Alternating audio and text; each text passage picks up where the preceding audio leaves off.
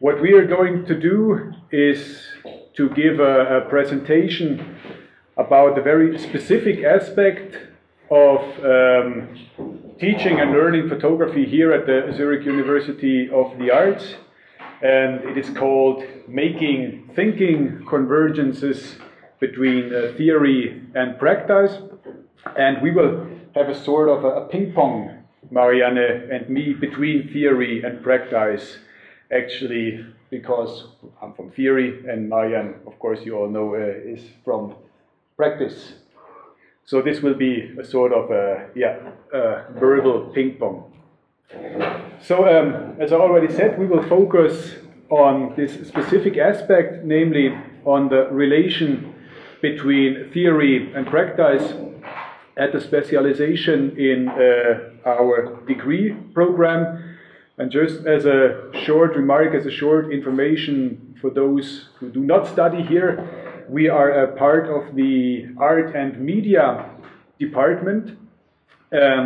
So we are somehow placed in the context of the art system.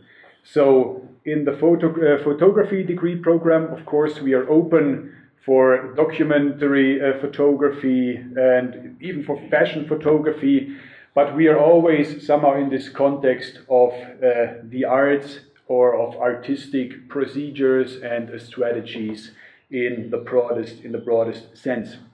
So what we are going to talk about today could be regarded against the background of the publications that are projected on the wall.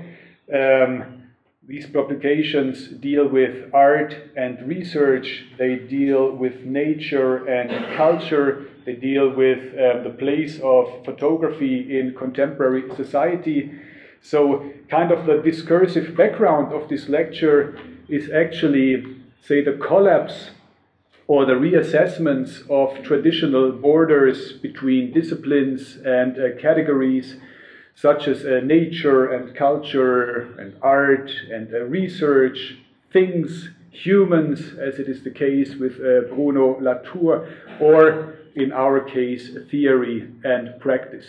So this is kind of the broader discourse in which our little photography-related discourse is situated, that actually of course, for a long time, but now more than ever before, these traditional dichotomies, these traditional distinctions, which are very comfortable, which are very nice, that you can always use to distinguish yourself, to distinguish your practice from other practices and from other persons, that they somehow are dissolving.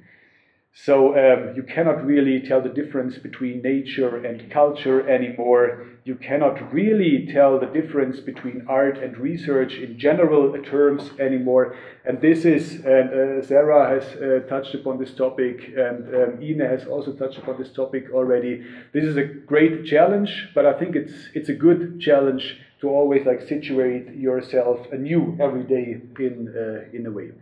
So I think photography is a particularly good topic and a particularly good artistic practice, not necessarily artistic practice, to discuss all these aspects, because in this we have already heard, it is obvious that photography has always been a part of these dissolving boundaries. It was always placed in the middle of, between something. It has always been a sort of a joker between art and science, or craft and autonomy, so to speak. So photography is actually very apt for the discourse of dissolving borders and blurring boundaries, precisely because of this unstable status, of this unstable condition that it is located in. And this is something that we are dealing with a lot in our degree program, to always challenge the boundaries, to define them anew, to contest the boundaries. And Marianne, in a second step, will give you a brief overview of the development of photography education here at the Zurich University of the Arts, how it was like, what the main features, the main trends were, and so that we can see better what it is now in comparison. So, your turn. Yeah, the funny thing is that I've been studying at this institution in the mid-80s until 92.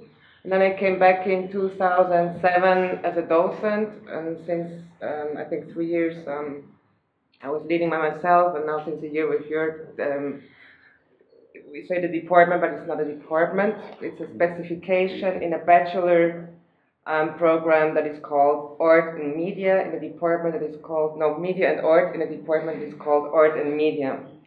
So at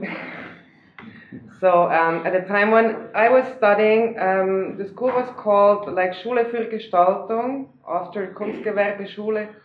It was a höhere Schule für Gestaltung, but teaching was in the sense of the Bauhaus teaching. So it was very much focused on the workshops and the material and the production of good quality handcrafted products. And the Fotoklasse, as it got known, especially through the publication that came out in 1996, there was a big boost to the Fotoklasse in Zurich, so a lot of international students applied for exchange programs, and a lot of people from Germany would come and study in Zurich. That was, in my perception, like the first moment when I was not studying in the wrong place. Before I thought I should have gone to Germany, to Essen, of course, where this kind of discourse, or if there was a discourse, but where photography was sort of a topic, and in Zurich photography was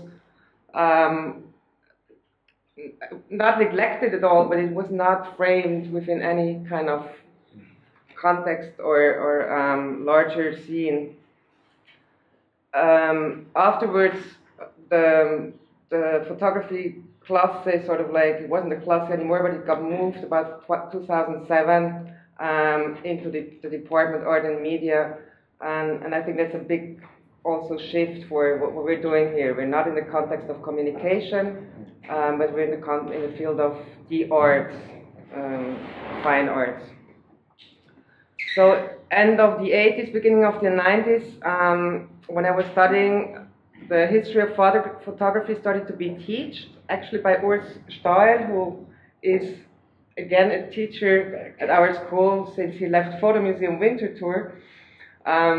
So he was not a photo historian, as you know. He was a German. He had studied German language and history, and then was a writer and critique for photography, and was talking about like the first round of photographers or artists using photography in Switzerland in the 80s. I think you've been part of that too, right? So Olivier Richomme was in there, Bernard Reuter was in there. It was about photography as art. So he was teaching, and there came different other people to help. So in the beginning, at the photography department in Switzerland, that is interesting. When the theory joined, theory and praxis were always working together.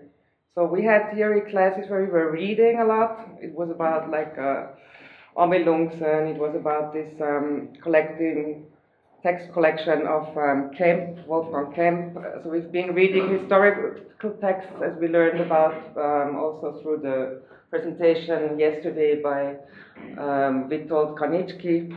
So we really studied at the beginning of photography, but there wasn't so much theory. It was like Roland Barthes, Berger, Susan Sontag, all very kind of image specific. So we didn't have philosophy, we didn't have art history.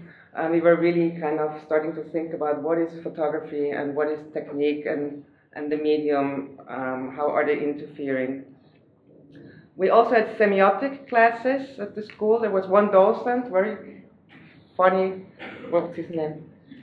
Heitz. Yeah, André Vladimir Heitz, who was giving these legendary semiotic classes for the students.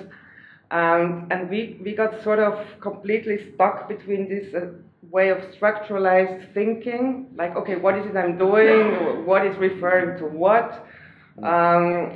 Reading about photography and the meaning, and on the other hand side, like, what is it I'm producing, and can I ever sort of like fulfill a meaning, or meaning can be completely through what I'm doing?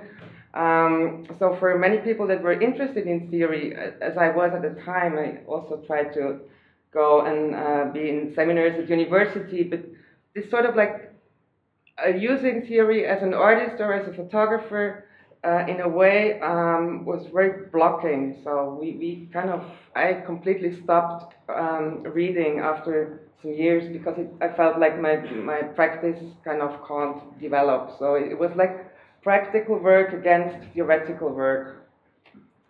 And I think that had a lot to do with also kind of a hierarchic idea of the people that have the knowledge and the overview and the understanding of how photography or art works, and the producer that learns how to do but not really how to think it.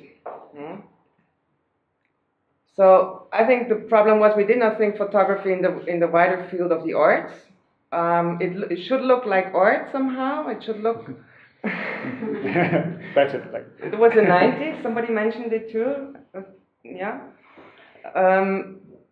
And we didn't learn about I don't know how to say in English, but the Künstlerbild. Like as an artist, you could kind of choose if you want to be understood, or you could choose that you want to be very didactic. And this kind of idea of a role play, like I can choose who I am. It's not I am and I talk about myself. It's I take a position or I develop a position. This kind of thinking was completely unknown, at least to me. And also we never heard about conceptual art or minimal art. I would know minimalism in music and in dance. Hardly heard of fluxus, but it was very not like asked that you kind of bring together these different things through time and through also over maybe continents and different movements that existed. So photography in the end was kind of a dead end. It was like, yeah, I mean, I felt like it's a stupid thing. I don't know. I tried to keep going and tried to change the way of working. So for me, that meant I stopped trying to work in series. I just started to accumulate. And but I think there was kind of a lack of information and especially a lack of contextualization. And as a photographer, you had the hope that the thinker or the writer would kind of explain your work. He would tell you, like a teacher, he would tell you what is all hidden in there, and the hope of the photographer that the critique would discover and communicate the implicit complexity and the intentions of your work, because you were not able to do it with language, because that's why you were not a writer, you were a photographer, because you had something to say that couldn't be said in words from my perspective. And also then, of course, the belief that the viewer would read and feel the work in a way you had intended it. And I discover even today that this is not the case at all. So people write about your work whatever they want. And sure. So when I came back here then 2007, I felt like the people had the feeling that they must work conceptually. It was like the new century, and that they had to work against institution, like against the personal or the passionate moment that makes you working. So I very often heard, yeah, I want to do this and I'm doing it, but I think it's nothing, or it might not be good enough, or it might not be thought through enough, but I'm not the person that has an idea at the beginning and that sets up a concept. And so this kind of, again, kind of a dichotomy between this or that and this and that. And so maybe that leads to what we are trying to do now. Should I continue with what we are doing now? Okay, I will show what we are trying to do now. This one was 1996. This this book was, I think, 6 years ago by Wesky and yeah, whatever. We have the books. We can also hand them out to you. Mm-hmm. Okay. So I continue with the more or less present state. So I came here in 2012, and I came completely from the outside. I mean, I had some knowledge, basic knowledge of photography, theory, and history, but actually I came from the field of strange fields like bodybuilding studies and Polish art history. So I came from the outside, and maybe this was something that was actually good because I tried to reassess this field and tried to change the curriculum of theory at the specialization in photography. And I was wondering how it would be possible to recombine theory and practice, how to integrate these two forms more, and how to intensify this collaboration between artists, practitioners, and theoreticians. And for me, there is no clear distinction because obviously also a theoretician practices something, he creates something, he writes something, he makes something that is visible, that is accessible, that is discussable, and so on. So there is no dichotomy given. However, the field of photography, as I mentioned before, it somewhat was perfect for my personal interests, which were rather broad, culturally related, and also related to visual culture as such. So this was one of the first things that we changed the curriculum to photo history and theory on the one hand side. Of course, this is we still have that, but we also introduced visual culture studies, also some like art history of at least the 20th century from pop art onward, and we included also philosophy, but then philosophy in relation or with regarding photography. For instance, we discussed Wilhelm Flusser, who actually says that photography comes close to philosophy because the first thing that a philosopher does is singling out one moment, framing a moment, and then putting it in a different context, looking at it in a different way. So this is exactly what photographers do too. So there is, say, like a clandestine connection between photography as a practice and a theory of philosophy as a practice. Or we discussed Plato's philosophy with regard to the art market. Why is an original worth more than a reproduction? It's all because of Plato, obviously. No? He invented that strange thinking, and it was translated on and on and on through the ages. Then we made, we created new formats, new seminars. One is called Welcome to the Jungle, an introduction to almost everything. And in this seminar, we deal with the broader questions, the broader cultural implications around photography, with the wide field in which photography is situated. And in this context, the students are requested to write diaries, but they are not requested to write theoretical texts only, scientific texts only. They can also write experimental stuff. They can also do experimental presentations if they want. I will show you one example afterwards.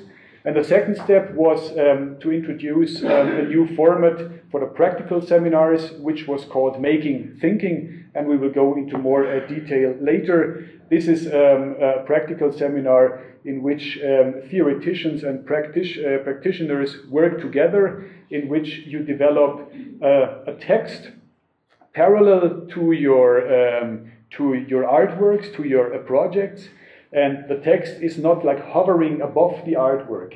We don't want this hierarchical relation between text and image or text and artwork anymore. We want it to be an organic part of thinking, of doing stuff. So these are actually two sides of the same coin, like the artwork or the project, the thing that is on the wall or that is in the room, and the text that you write. And this is why it has to happen in this seminar like simultaneously.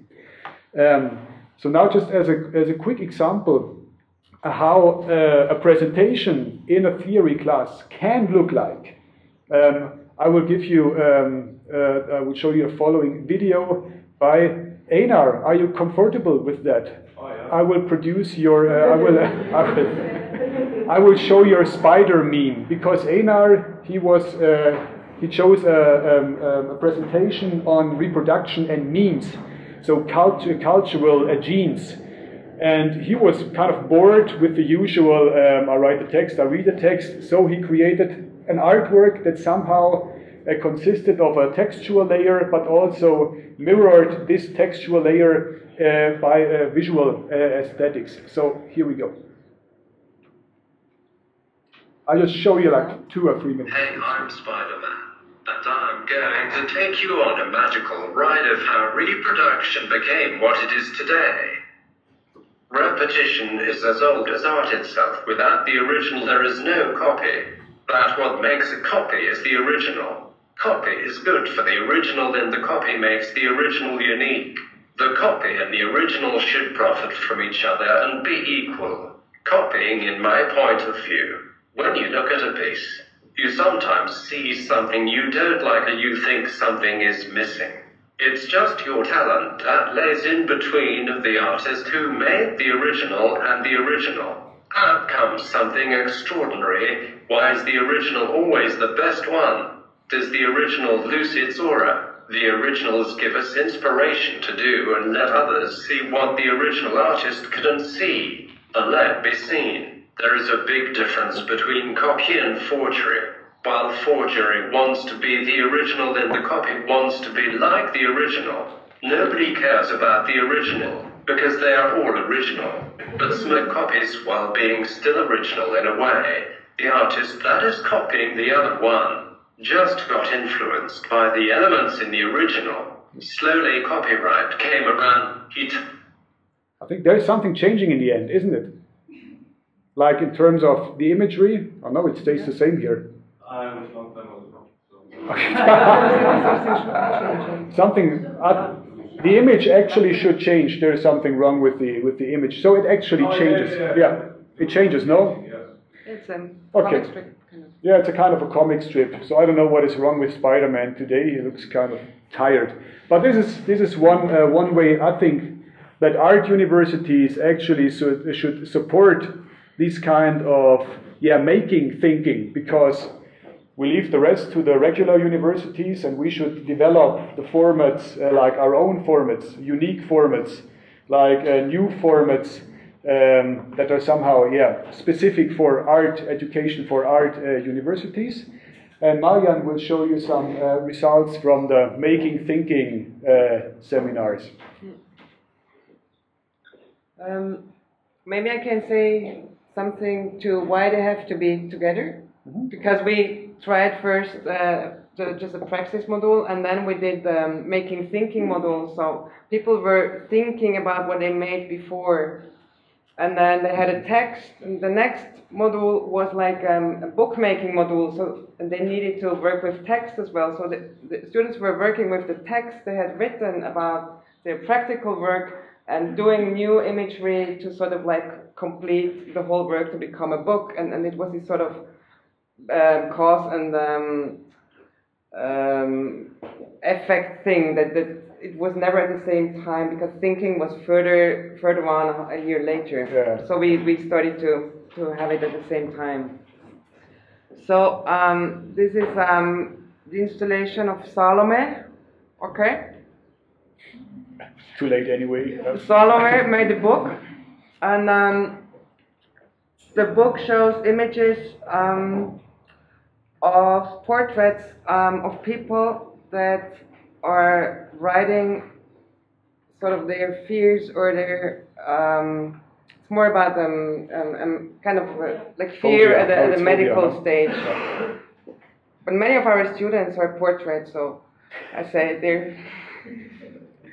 they're phobias on a wall, and she's been taking these hyper high resolution photographs and blow them up so you could really see every single whatever detail, and she's been doing this writing that was like a stream of consciousness, kind of a hyper reportage.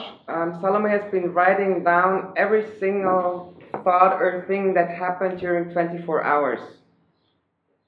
And she's been combining these two elements in one book. So it's like a hyper-realistic photograph, and there's this hyper-realistic text, which somehow tries to mirror what photography actually does, like capture each and every detail. So it's a sort of like a photographical or a video text. So in this sense, there is no clear distinction between the method, how you produce this text, and how you do your photography. So there are very strong links between a text and image, or the procedure. And also it's text and image, but it's not like a capture that explains the photograph. It's like another method to sort of express something that is the topic of the photographs. And the topic of the photographs isn't explicit, like this person suffers from this or that kind of fear. So she, I think the different media, like the writing, kind of shows other aspects that can't be shown with photography of the theme she's chosen. Next. Two more. I can say something about this. This is another example from making thinking. Timothy Standring. Is okay for you that we show what we show? It's too late anyway. So again, there is Tim produced a text that somehow mirrors his way of producing artworks, because he's a very intermedia-oriented artist. So he goes through various stages of reproduction in different media, of reassembling found footage, combining it with own photographies.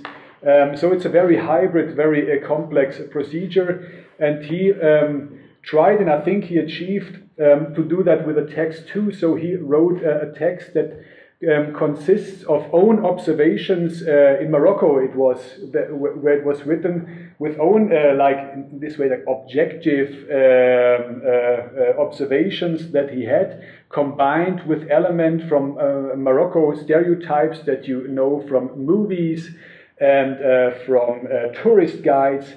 And also the artworks include this tourist imagery. So it's kind of a big process, a process of interacting and mingling and merging. And should we read some? Yeah, just some. Swinging sandy silver Berber shoes. Hannah runs through the mosque talking about the route of Kashba. She felt lonely, smelling the pure scent of cedar driving through the valley. It reminded her of the times before she moved to Brixton. Good old pre-Gagosian Shoreditch. The smell was all around the old wood of her flat then, even on her socks after lazy Mondays. The castle is on an old 5th dirham note, she tells me, eating another bowl of fresh snails in the middle of a tornado of snake-rattling pipes and fire-spitting clowns. The studio down at Warsazat opens its gates.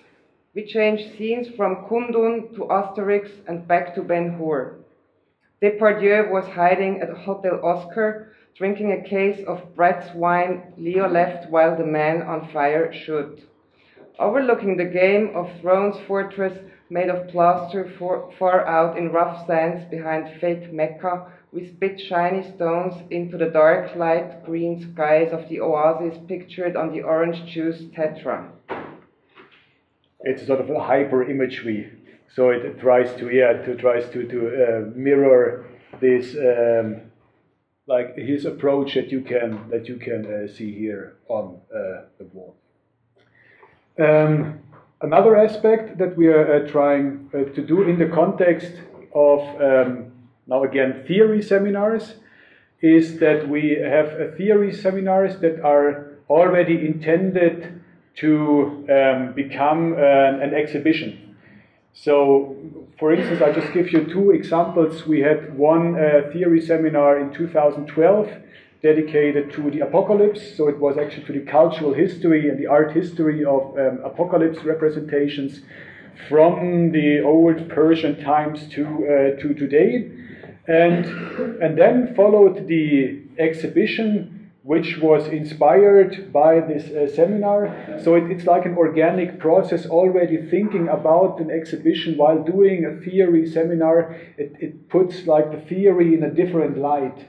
It's not detached from something, it's not hovering above the ground, but it leads up to something. And we try to encourage these approaches, that you actually have a sort of like a concrete, a material output or outcome at the end. And from my experience, students then tend to work differently in a theory class than in comparison to like pure theory. Yeah, maybe we have to explain that the theory class is one thing, and then it's open to everybody to be part of the exhibition. Yeah, so true, it's not that every theory class sort of leads to an exhibition. No, not everybody. No, so that would be too much. Yeah, detective thing. Yeah. No, but the important point is that, like the material side of the discourse. So this is partly like Foucault inspired, obviously. Foucault always stressed the fact that discourse is nothing that is here above the things, that it is in the things. So discourse has always material aspects. Derrida also stressed that very much when he really focused on writing, not on speaking, but on the concrete signs that somebody leaves behind. So there is a notion of discourse, of course, given in this notion of theory class. And we continue to the Paradise, the Apocalypse exhibition, which actually took place on the day of the Apocalypse. When was it? The last. When? Yeah, the finissage. Yeah, the finissage was the Apocalypse. 21st December 2012. Yeah. So and after that we thought, okay, are we now in paradise or hell? We decided paradise. So because we were like good people so far in our lives, so we did an exhibition and a theory seminar on the paradisal. So also like again a cultural history of the paradise and the paradise in art history. And out of that again emerged an exhibition. And this is something that we really support, this organic process of theoretical reflection becoming concrete exhibitions. And in these exhibitions you get inspired anew, maybe for new theoretical implications, and so on and so on. So it's a continuum. Yeah, it's really, I think continuum is the appropriate notion for that. And maybe in the practical seminars we try to focus more on describing the process of what is going on, to not so much questioning and bringing on critiques and remarks on, so why did you do that, how does it have to look like, but also to sort of maybe kind of describe what has been done and figure out why it has been done. So to try to be more helpful in maybe kind of naming this kind of knowledge that has been used to produce a work, even if the author thinks of himself or by himself that it has been completely easy or personal, which is not true, because a lot of like strategies and techniques are used by everybody without that we know that we use them. So we learned a lot also from Wissenschaftstheorie, science theory, science studies. Like how scientists work, and in a way, when they start to lay out the collected material, they go through kind of a similar process than a photographer that lays out his images. You try to find an order, you try to understand what are the qualities of the material you have, can you use it, do you have to collect new material, and then you have to find analogies or have to find kind of what is it you wanna focus on. So it's this tacit knowledge. I think Polanyi calls it like the tacit knowledge, a knowledge that is somehow implicitly somewhere given. And in this way we conceive of theory as a process more of explicating something that is implicitly given rather than projecting something on the projects. This is also why we encourage our students to develop their own ideas, bring in their own projects. We don't give topics anymore. We don't say we have a seminar, a practical seminar. In theory it exists, but in the practical seminars we don't do trees or cows or cars, or so. It's open, like the students, they are requested to bring their own projects and their own ideas, yeah, to become authors in a way, because this is what you have to do as an author. I think 35 minutes are up. We have a beautiful last picture that we could show. It's like this. This is us. And I think we're done, aren't we? Thanks for your attention.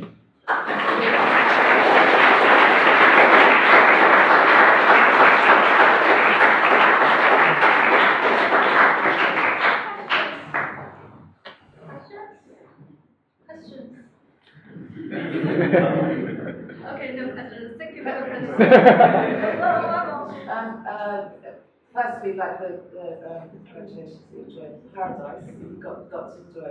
When you said at the end of the exhibition that you decided that Paradise was your destination. So with this Paradise, would it have writers? Would it have critics? Would it have? It seems this thing that you're kind of absorbing the idea of the content, perhaps. No, I think. Would Paradise be? I think it's a Janus. We are creating sort of like Janus-faced creatures where there is no clear distinction between the observer and the commenter or the critic and the object or subject of criticism. It's rather trying to encourage a process of constant reflection in production and not to separate it, that at first you produce, for instance, the paradisal exhibition, and then you comment and you have your criticism, but to have that these two processes going on all the time somehow at the same time. But it's not meant like paradisal, not in eternal harmony, not in this sense, of course. Yeah. So we're not intending harmony. There is a lot of discussion and debates and going on. So no harmony, no. Only on this image, actually. Maybe this is too much harmony.